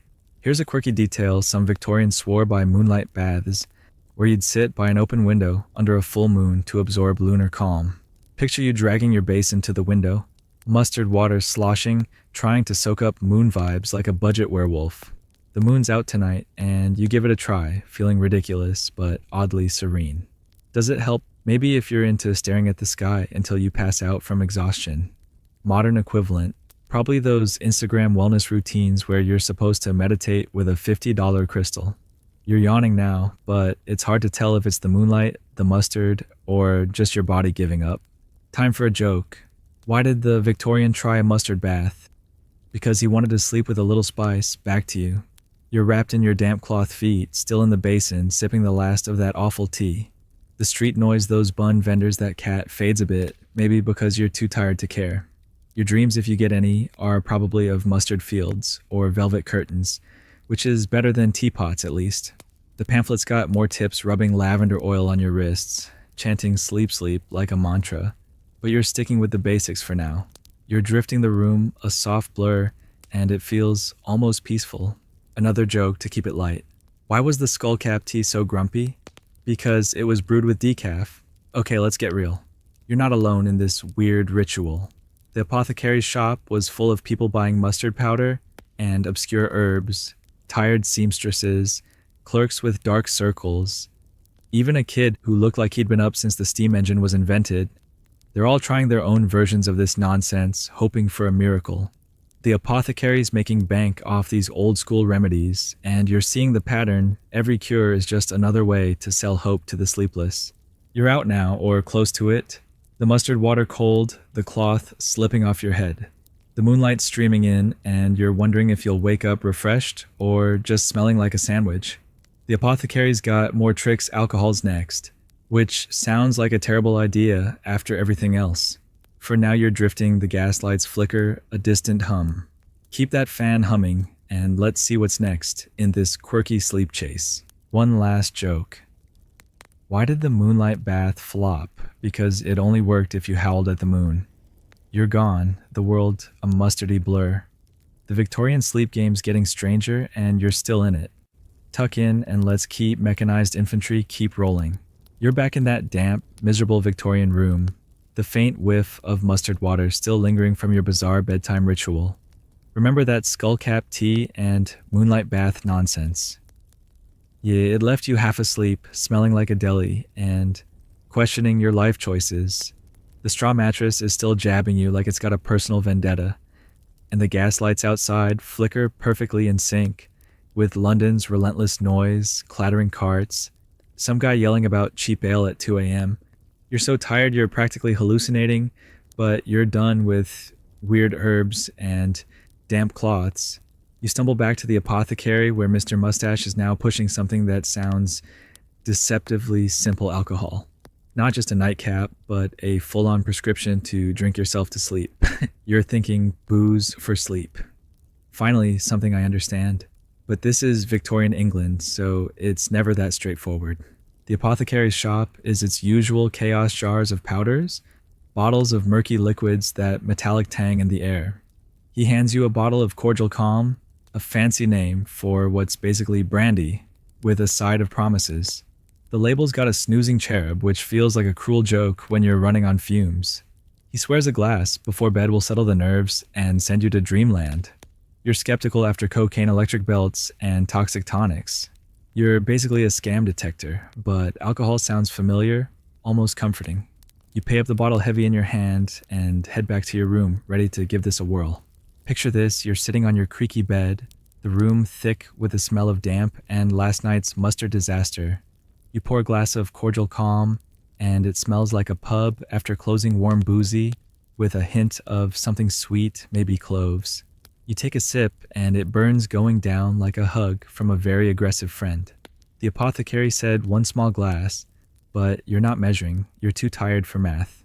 The warmth spreads, your head gets fuzzy, and the street noise, those ale vendors, that yowling cat starts to blur. You're sinking into the mattress, and for a moment you think, this is it, actual sleep. But there's a catch, and you're about to find out what.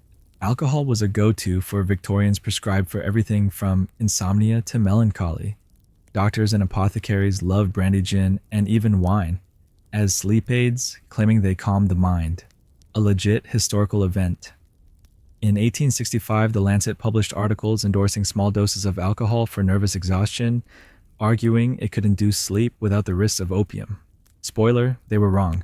Alcohol's got a nasty rebound effect, knocks you out fast but wakes you up at 4 a.m. wired and miserable. You're feeling it now, the brandy pulling you under, but your dreams are choppy like a bad boat ride. Historians are still debating whether doctors genuinely believed in alcohol's benefits or were just catering to a booze-loving culture. Here's a quirky detail, some Victorians mixed their sleep booze with milk, calling it a posset. Picture you sipping a warm milky brandy concoction, thinking you're fancy when really you're just drinking a nursery rhyme gone wrong. You try it, and it's like drinking a dessert that's been to a bar fight, creamy boozy, and confusing. Does it help sort of until you wake up with a headache and a mouth like you licked a tavern floor? Modern equivalent. Probably those sleepy cocktails at trendy bars that cost $20 and leave you hungover. You're drifting now the room, a warm blur, but you're already dreading the inevitable crash. Time for a joke. Why did the Victorian drink brandy for sleep? Because he wanted to snooze with a buzz? Back to you. You're slumped on your mattress, the empty glass tipped over the brandy, working its sloppy magic. The street noise fades, and even the straw mattress feels less like a torture device. But your dreams are weird. Maybe you're sailing on a sea of ale, or that teapot's back now drunk and singing shanties. The apothecary didn't mention the part where you'll wake up feeling like a soggy biscuit, your head pounding like a factory hammer. You're sleeping, but it's not restful. It's more like your brain's taken a pub crawl and forgotten the way home. Another joke to keep it light. Why was the sleep cordial so popular? Because it was the only thing drunker than the drinker. Okay, let's get real. You're not alone in this boozy haze.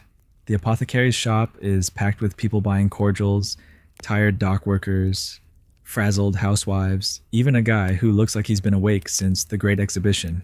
They're all chasing the same thing, a quick, cheap way to crash.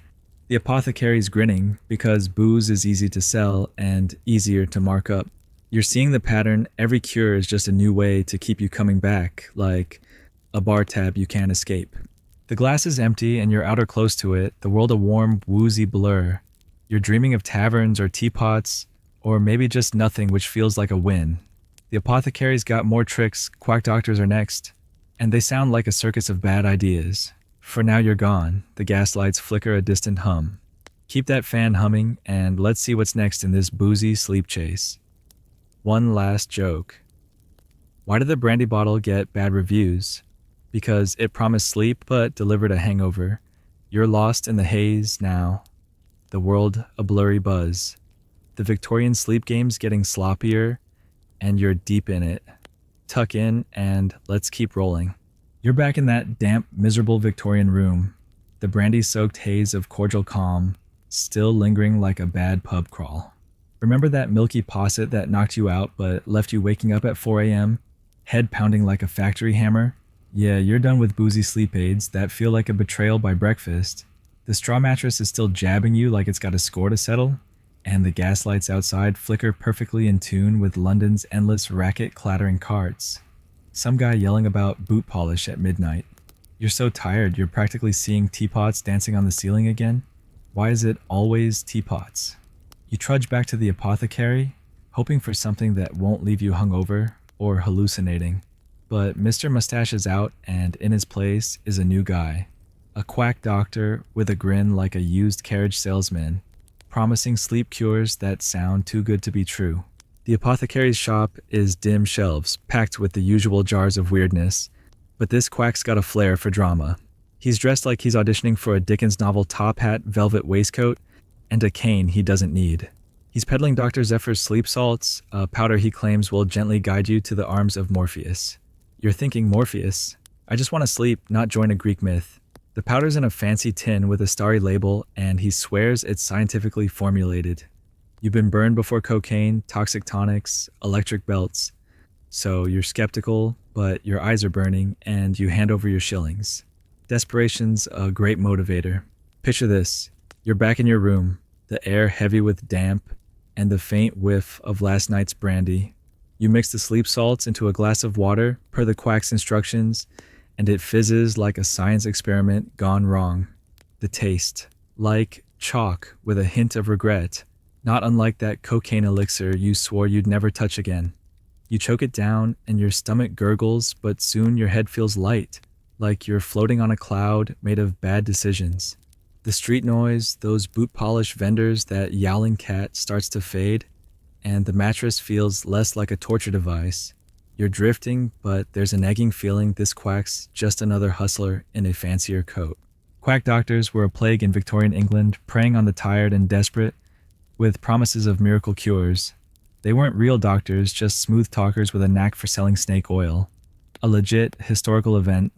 In 1876, the British Medical Association launched a campaign against quackery, exposing frauds like Dr. Zephyr, who sold useless or dangerous remedies.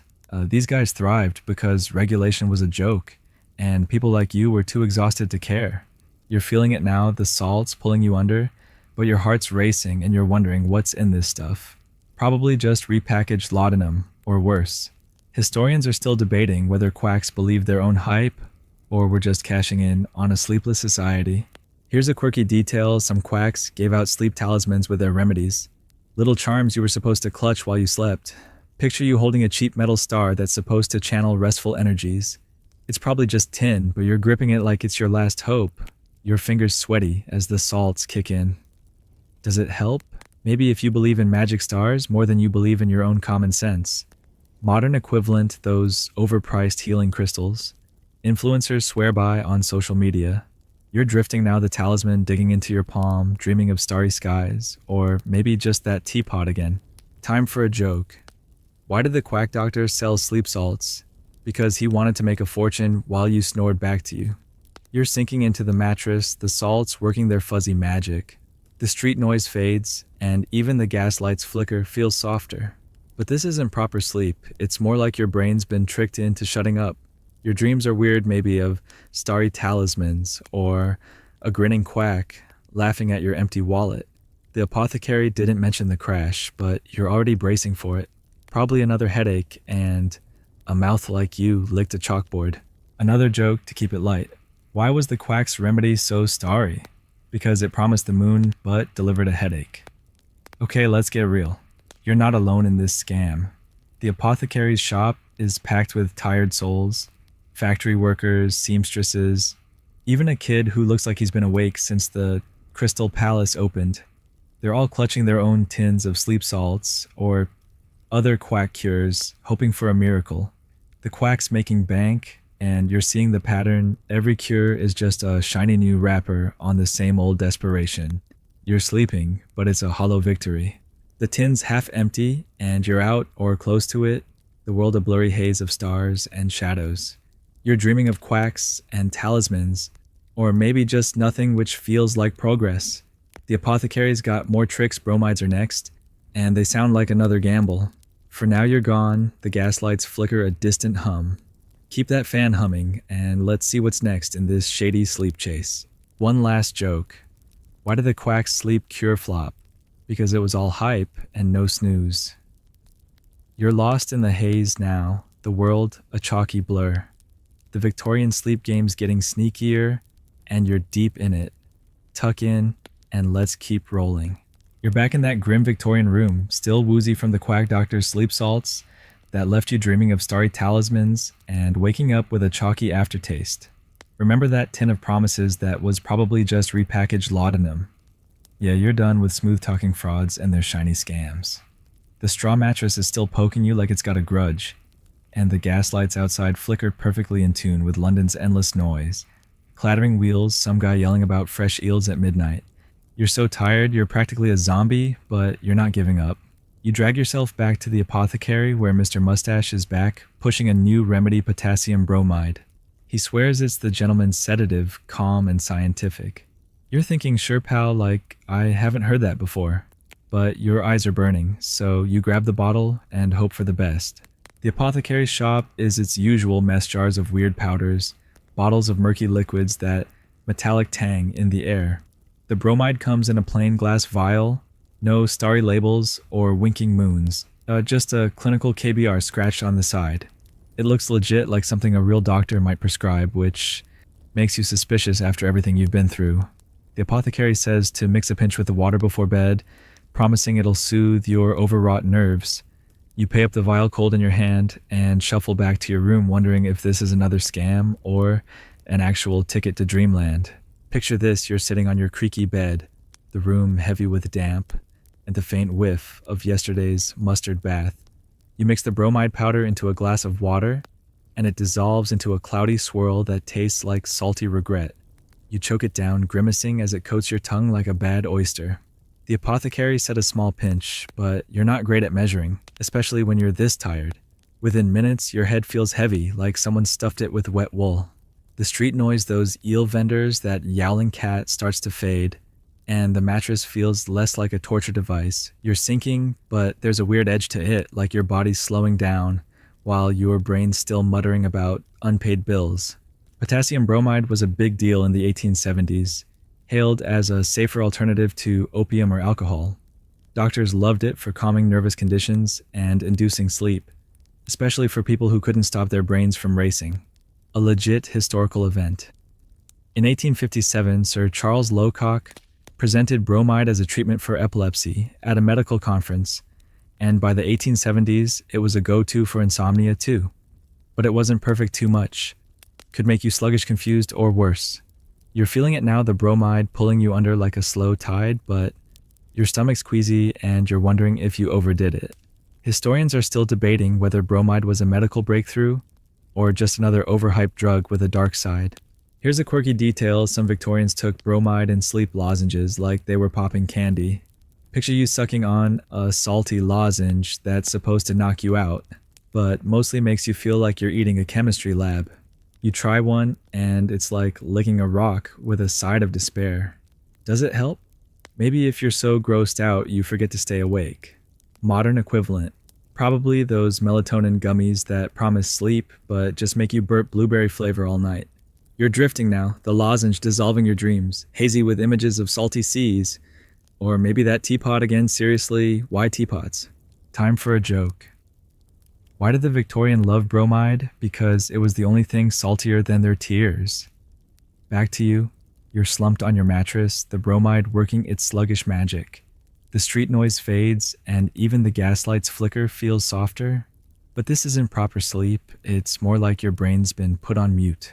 Your dreams are muddy, maybe of oceans, or apothecaries laughing at your empty wallet. The apothecary didn't mention the side effects: drowsiness that lingers all day, a foggy head. Maybe even a rash if you're unlucky. You're sleeping, but it's like being trapped in a slow-motion fog. Another joke to keep it light. Why was the bromide lozenge so boring? Because it put everyone to sleep before the punchline. Okay, let's get real. You're not alone in this salty haze. The apothecary's shop is packed with tired souls, factory workers, seamstresses, even a guy who looks like he's been awake since the steam engine was invented.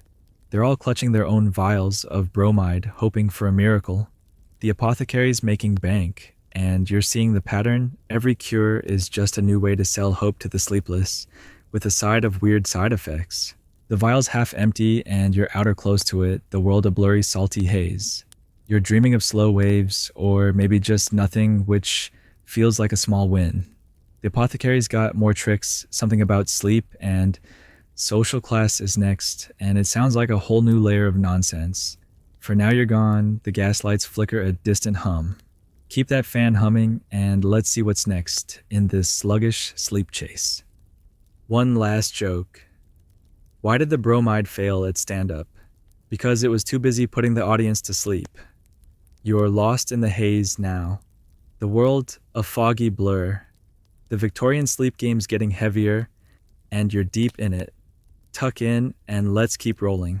You're back in that damp, creaky Victorian room, the salty haze of potassium bromide still clinging to your tongue like a bad decision.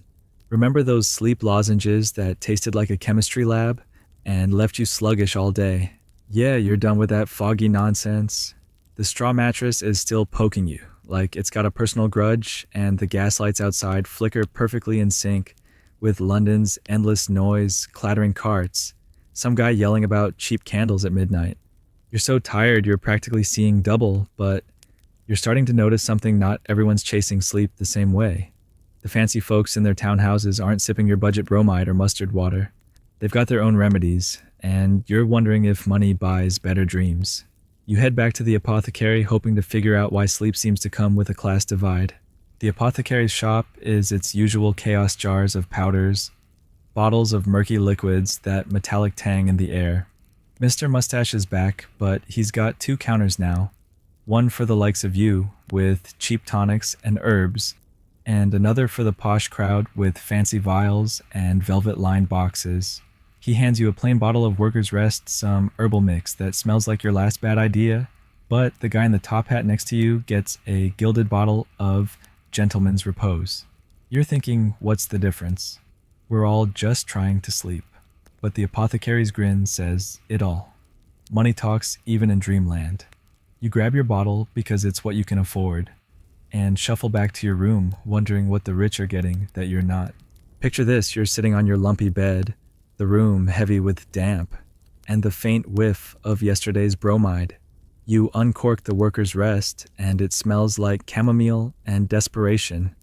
Nothing like the rose-scented elixir the posh guy was bragging about.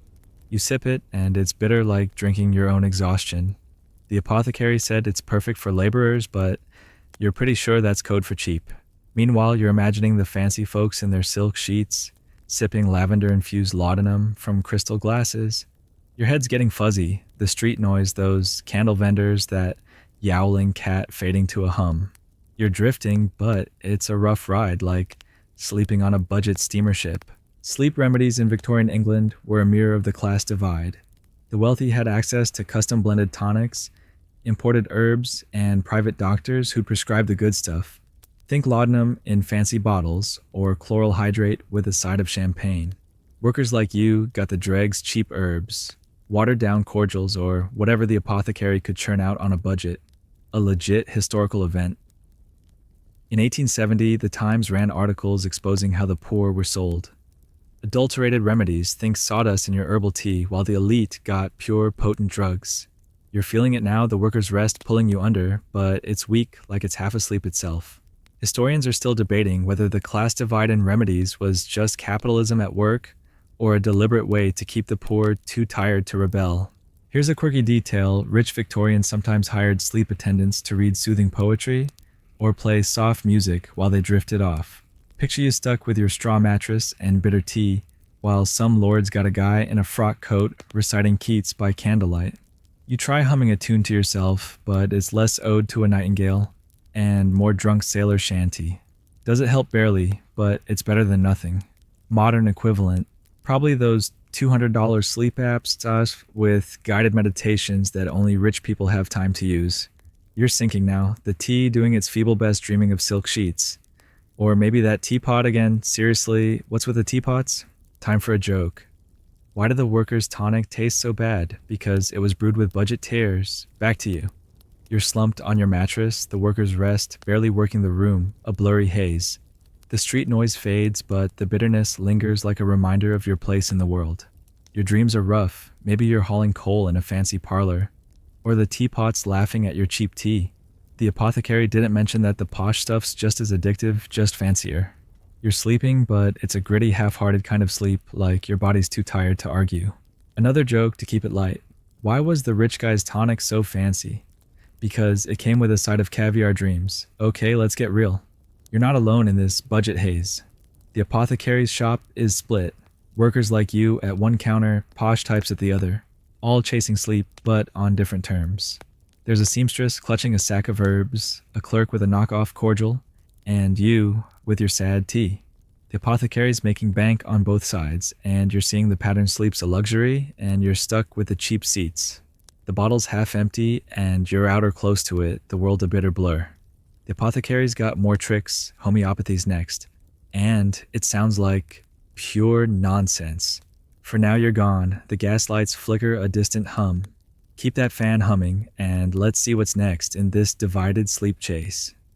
One last joke. Why did the workers' tonic flop? Because it was too busy dreaming of a better paycheck. You're lost in the haze now, the world's a blurry slog. The Victorian sleep game's getting meaner, and you're deep in it. Tuck in, and let's keep rolling. You're back in that grim Victorian room, the bitter aftertaste of workers' rest still clinging to your tongue, like a cheap tea stain. Remember that budget herbal brew that left you half asleep, dreaming of teapots and unpaid bills? Yeah, you're done with class-divided remedies that taste like despair. The straw mattress is still poking you, like it's got a personal agenda, and the gas lights outside flicker perfectly in tune with London's relentless noise. Clattering carts, some guy yelling about fresh herrings at midnight. You're so tired you're practically a walking fog, but you're not giving up. You trudge back to the apothecary where Mr. Mustache is now pushing something called homeopathy tiny pills that supposedly pack a punch. You're thinking pills smaller than my patience, really. But desperation's your old friend, so you grab a vial and hope it's not another scam. The apothecary's shop is its usual chaos jars of powders, bottles of murky liquids that metallic tang in the air. Mr. Mustache hands you a tiny glass tube of white pellets, labeled Somnus 30C, claiming they're diluted to perfection to cure your insomnia. You squint at the pellets so small they look like sugar grains for ants. He says to dissolve 3 under your tongue before bed, and they'll harmonize your vital forces. Sounds like the mesmerist's nonsense all over again. But these pills are cheap and you're too tired to argue. You pay up the vial light as air in your hand and shuffle back to your room, wondering if you've just bought a placebo with a fancy name. Picture this, you're sitting on your creaky bed, the room heavy with damp, and the faint whiff of yesterday's budget tea. You tip the tiny pellets under your tongue, and they dissolve with a faint sweetness like sugar with a side of hope. The apothecary said they're made from some plant, maybe belladonna, maybe coffee diluted so much. It's basically water's memory. You're not sure how that's supposed to make you sleep, but your head's starting to feel fuzzy, or maybe that's just exhaustion finally winning.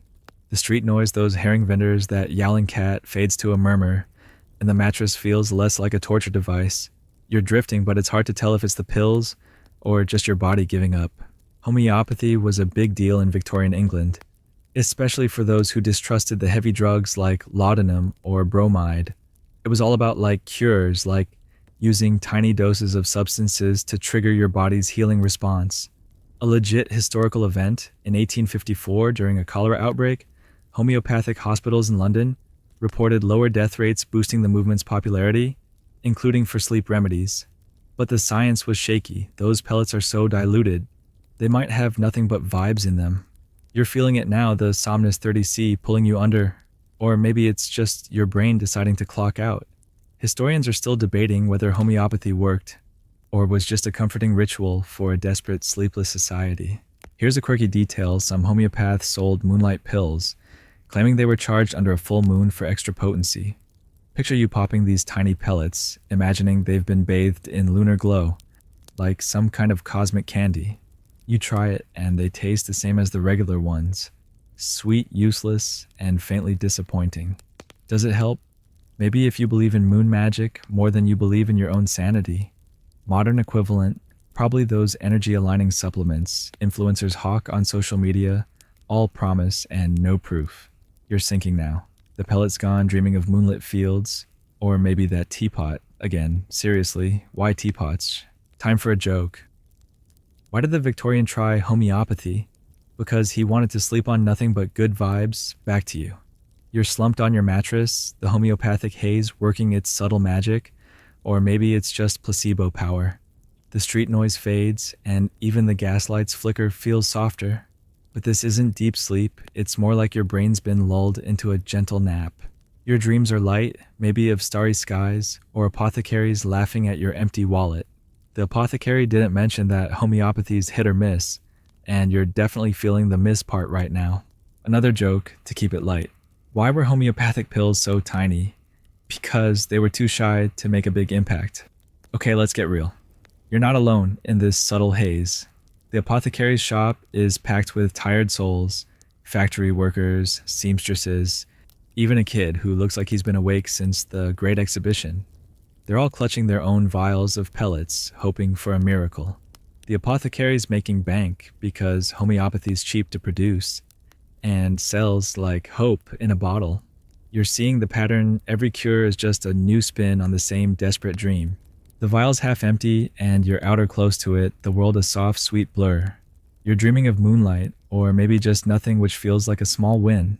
The apothecary's got more tricks, barbiturates are next, and they sound like a whole tipsy, whole new level of trouble. For now you're gone, the gaslights flicker a distant hum. Keep that fan humming, and let's see what's next in this tiny pill sleep chase. One last joke.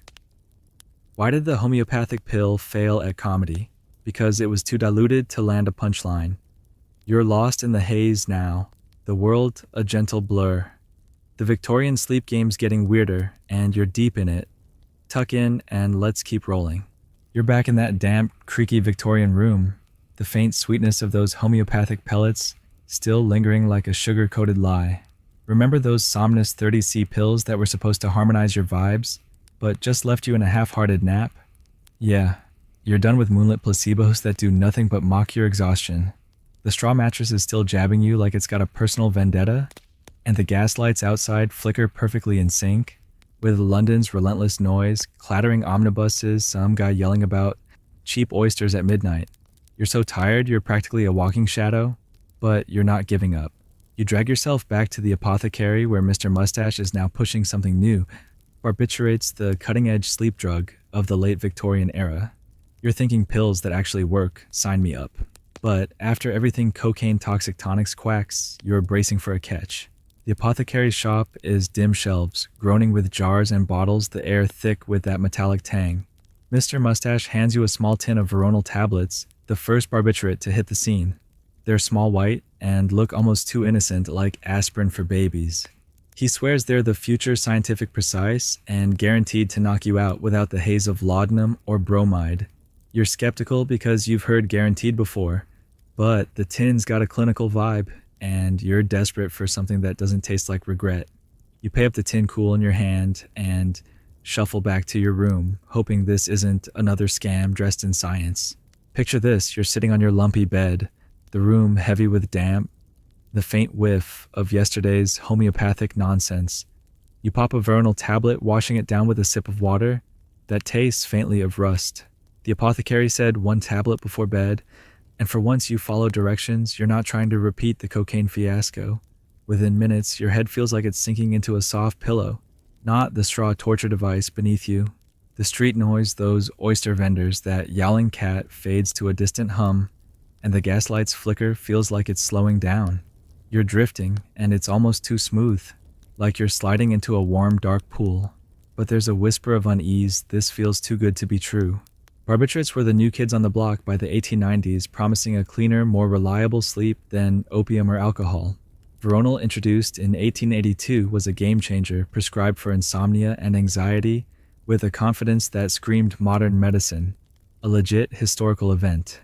In 1888, the British Medical Journal published early studies praising barbiturates for their sedative powers, but warnings about overdoses and dependency were already creeping in. You're feeling it now, the veronal pulling you under like a velvet curtain, but your heart's beating a little too slow, and you're wondering if you'll wake up feeling human or like a soggy loaf. Historians are still debating whether barbiturates were a leap forward or just a new kind of trap for the sleepless. Here's a quirky detail: some Victorians took their veronal with a chaser of warm milk, thinking it would soften the drug's edge.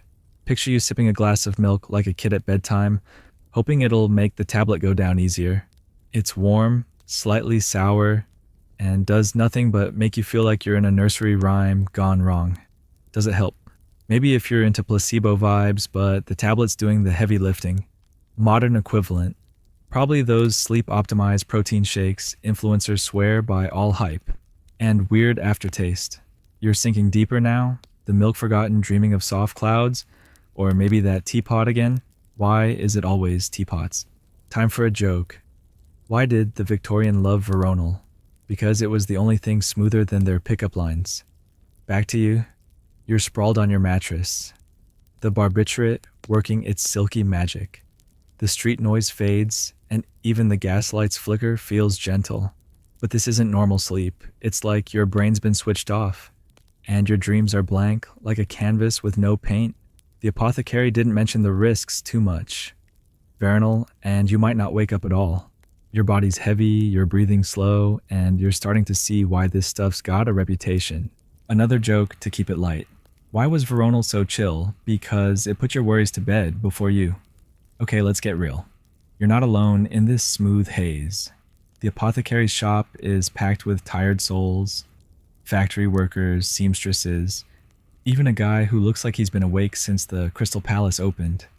They're all clutching their own tins of veronal, hoping for a miracle. The apothecary's making bank because barbiturates are the shiny new thing and everyone wants a piece.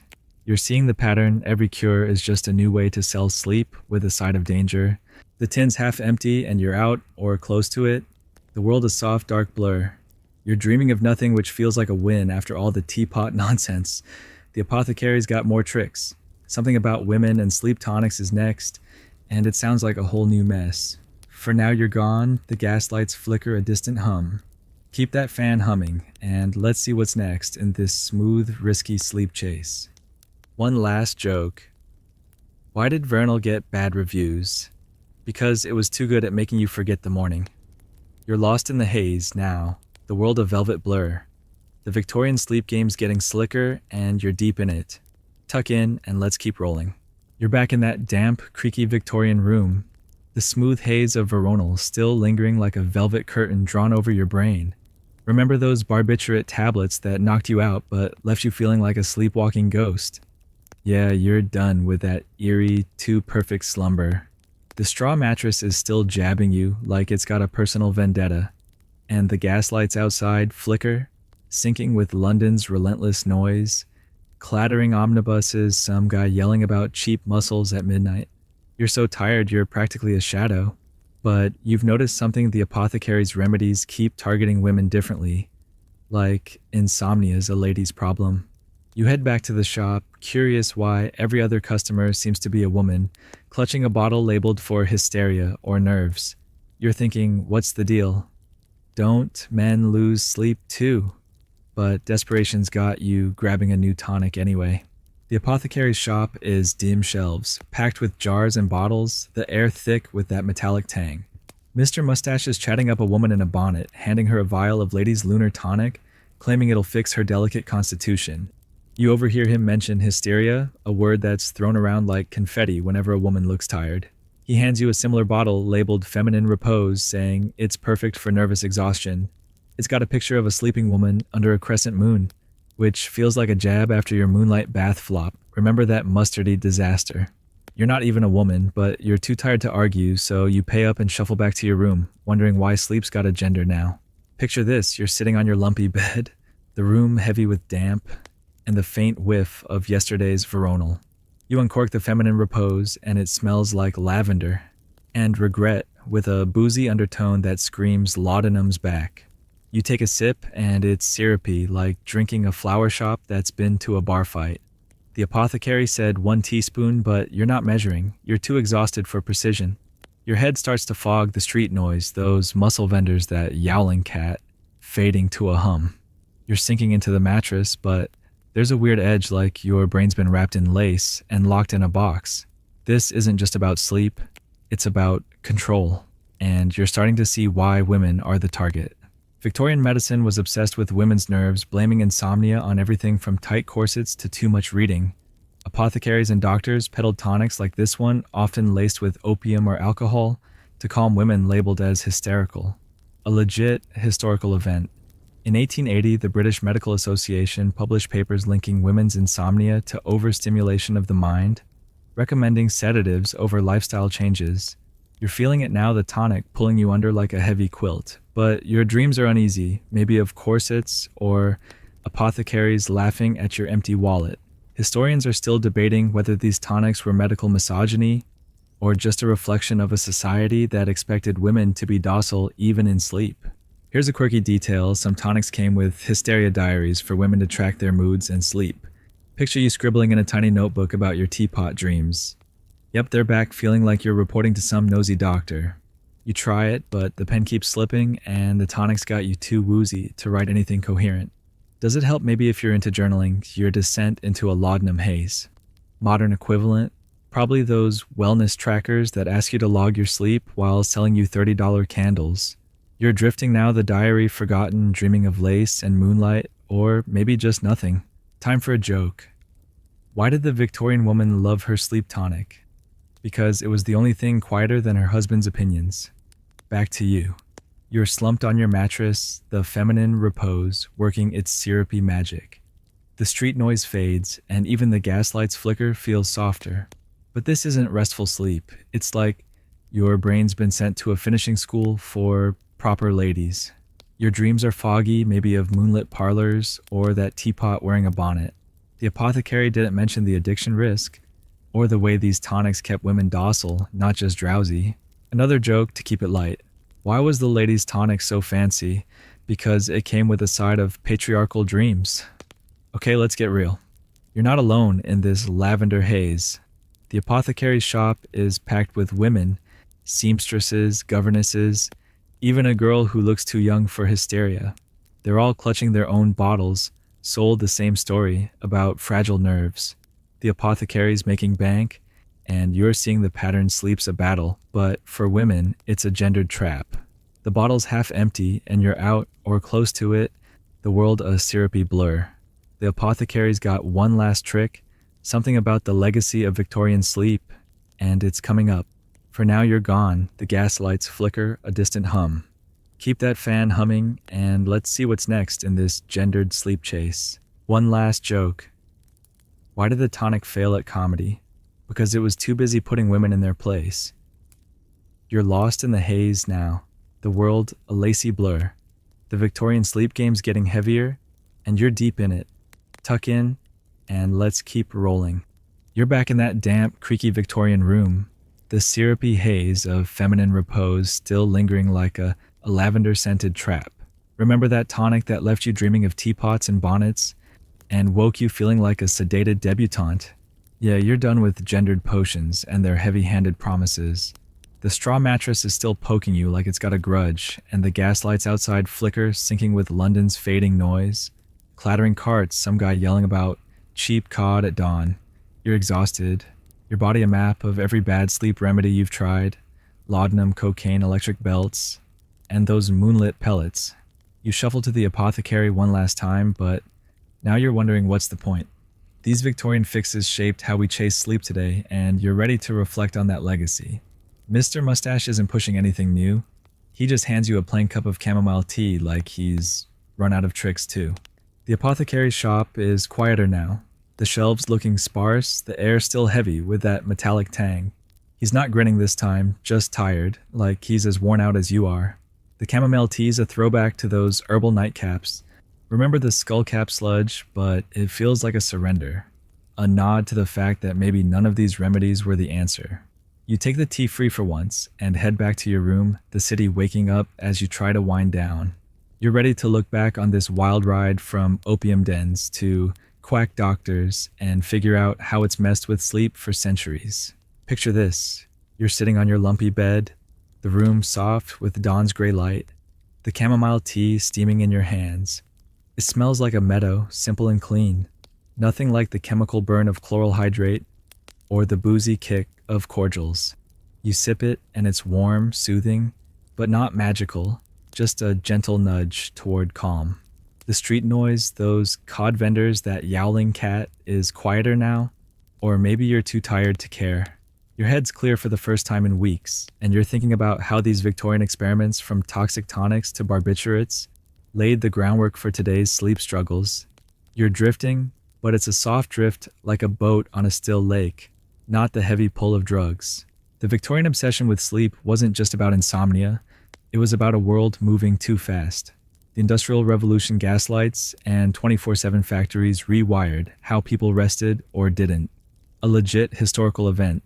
In 1899, the British Medical Association published a report warning about the overuse of sedatives like veronal, linking them to addiction, and deaths, a warning that echoed into the 20th century. Those remedies, laudanum, bromide, homeopathy, shaped modern sleep science from melatonin pills to Ambien. You're feeling it now, the tea's gentle warmth settling you, but you're also aware of the cost addiction overdoses and a society that still can't sleep right. Historians are still debating whether Victorians were victims of progress or just too trusting of apothecaries' promises. Here's a quirky detail: some Victorians kept sleep journals tracking their dreams to see if remedies worked. Picture you scribbling about teapots and moonlight baths. Yep, teapots are still haunting you, hoping to crack the code of rest. You try jotting a few lines about this chamomile moment, but your pen slows and the words blur. Does it help? Maybe, if only to make you feel like you're in control. Modern equivalent. Those sleep tracking apps that tell you you're failing at rest, but offer no solutions. You're sinking now, the tea, cooling, dreaming of meadows, or maybe just silence, a rare gift after this long chase. Time for a joke. Why did the Victorian keep a sleep journal? To prove he was dreaming of something other than bills back to you. You're slumped on your mattress, the chamomile tea working its quiet magic. The gaslight's flicker is gone, replaced by dawn's soft glow. Your dreams are light, maybe of fields, or a world where sleep comes easy. The apothecary's out of tricks, and you're out of patience, but you're starting to see it. These remedies were less about sleep and more about coping with a world that wouldn't slow down. You're sleeping now, or close to it, and it feels like a small victory. Another joke to keep it light. Why was chamomile tea so humble? Because it didn't need a fancy label to work. Okay, let's get real. You're not alone in this quiet moment. The apothecary's shop was full of tired souls, workers, women dreamers, all chasing the same thing: rest. The Victorian sleep craze left a legacy: pills, apps, and a culture still obsessed with hacking sleep. You're seeing it now, the pattern of desperation from opium dens to today's insomnia TikToks. The tea's gone cold, and you're out the world, a gentle blur. This is the end of the chase, and you're ready to rest for real this time. One last joke. Why did the Victorian sleep saga end? Because even teapots deserve a nap. You're gone now. The world, a soft, meadowy haze. The Victorian sleep game's over, and you've survived it. Tuck in, and let's wrap this up. As the dawn creeps into your room, soft and gray, you're finally at peace, the chamomile tea's gentle warmth fading in your hands. The frantic chase for sleep, through laudanum's haze, cocaine's buzz, and quack doctor's lies, feels distant now, like a dream you're ready to let go. The Victorian world, with its clattering carts and flickering gaslights, pushed you to the edge, but it also shaped how we wrestle with rest today. Those tonic zaps and smoky dens weren't just scams. They were cries for calm in a world that wouldn't stop spinning. You're drifting, the straw mattress softer now, the noise of London a faint whisper. Modern sleep aids, from pills to apps, carry the echoes of that desperation. But you've learned something: rest comes when you let go of the fight. The teapots are gone, the apothecary's shelves empty, and you're sinking into a quiet, honest slumber. Let the world fade, let the fan hum, and let sleep wrap you in its gentle arms. Good night.